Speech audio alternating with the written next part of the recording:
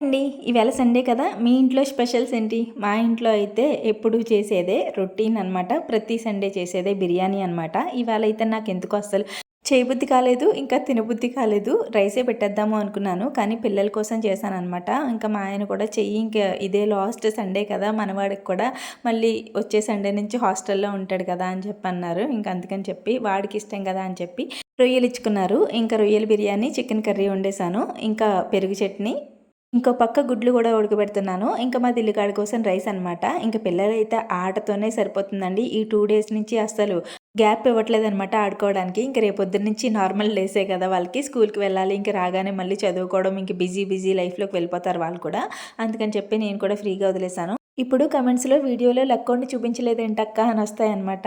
లక్కోడికైతే కొంచెం హెల్త్ బాలేదండి. జ్వరంగా ఉన్నాడు. అందుకని చెప్పి వీడియో అయితే ఏం తీయలేదు. పడుకునే ఉంది ఉదయం నుంచి. మీరైతే ప్లీజ్ వీడియోని లైక్ చేయండి. బాయ్.